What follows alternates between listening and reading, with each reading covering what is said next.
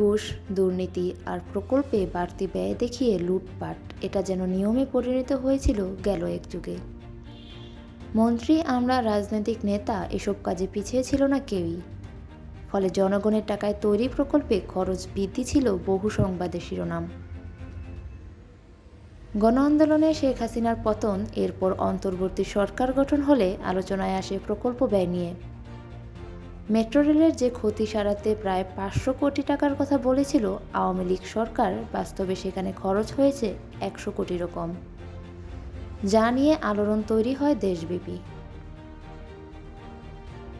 নতুন সরকারের অধীনে প্রশাসনের শীর্ষ পদে ব্যাপক রদবদল হয়েছে। আর্থিক খাতসহ বিভিন্ন ক্ষেত্রে সংস্কার উদ্যোগ নেওয়া হয়েছে। দেশের বিভিন্ন প্রকল্প ব্যয়েও ব্যাপক পরিবর্তন লক্ষ্য করা যায়। এদিকে সম্প্রতি দেশের 5 রেল প্রকল্পে ব্যয় কমেছে 8,500 কোটি টাকা।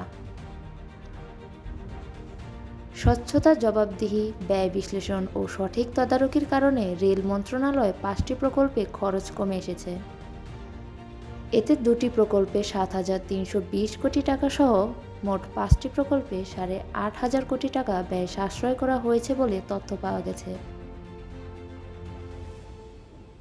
এদিকে চট্টগ্রামের দোহাজারী কক্সবাজার রেলপথে প্রকল্পে 6,698 কোটি টাকা ও পদ্মা সেতু রেল সংযোগ প্রকল্পে 621 কোটি টাকা ব্যয় কমানো হয়েছে।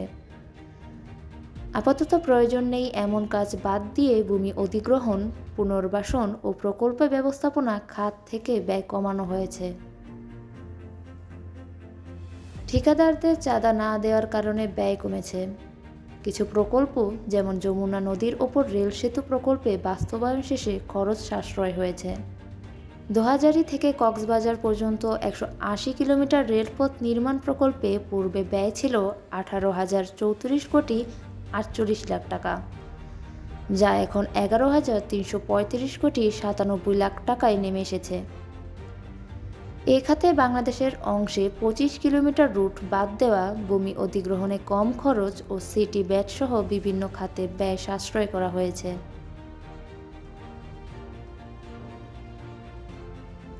পদ্মা সেতু রেল সংযোগ প্রকল্পে ব্যয় 621 কোটি টাকা কমিয়ে 38,624 কোটি টাকায় নামানো হয়েছে, যা পূর্বে ছিল 39,246 কোটি 80 লাখ টাকা। প্রকল্পের মেয়াদ 2025 সালের জুন পর্যন্ত ছিল, তবে তা 2026 সালের জুন পর্যন্ত বাড়ানো হয়েছে। এছাড়া আখাউড়া লাকসাম রেল প্রকল্পে 1,050 কোটি টাকা, খুলনা মোংলা রেলপথে 100 কোটি টাকা ও বঙ্গবন্ধু শেখ মুজিব রেলওয়ে সেতু প্রকল্পে 50 কোটি টাকা ব্যয় কমানো হয়েছে। মোট 5টি প্রকল্পে 8,500 কোটি টাকা সাশ্রয় করা হয়েছে, যা সরকারি কোষাগারে জমা হবে। প্রকল্প ব্যয়ে শতভাগ স্বচ্ছতা আনতে বর্তমান সরকার কঠোর অবস্থানে রয়েছে বলে জানা গেছে। প্রখ্যাত অর্থনীতিবিদ ডক্টর ওয়াহিদ উদ্দিন মাহমুদ রয়েছেন পরিকল্পনা মন্ত্রণালয়ের দায়িত্বে। নাদিয়া শিকদার, ঢাকা ওয়েস্ট।